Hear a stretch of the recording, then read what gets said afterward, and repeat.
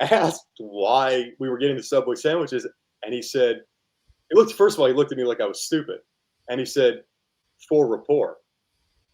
As if that was the answer, and we were then going to move on to other things. But Subway sandwiches, to your point, are not for rapport. They're so we're not hungry. The conversation, the conversation is how we build rapport and establish relationships. And I'm laughing. People won't see this video, but I remember distinctly being looked at like I was an idiot for not understanding that the Subway sandwiches were for rapport.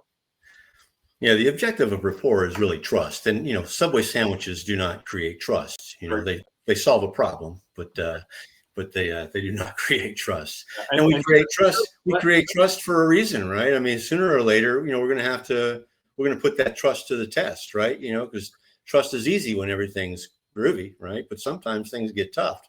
That's right. When things get tough, well, that's when trust is tested. So you have to have invested in it, and you have to be real with it, or you're not going to have it when you need it. So, and the idea that things are going to get tough, that for me is what always made the interactions genuine, because they were going to get tough, and I remembered what I was going to put this other human being through. And so if I was going to put this human being through this hard thing, then I had to be there with them throughout the process. And it did mean that they were not hungry, so they would get a Subway sandwich, but that certainly was not going to check the rest of the relationship boxes that we had to establish.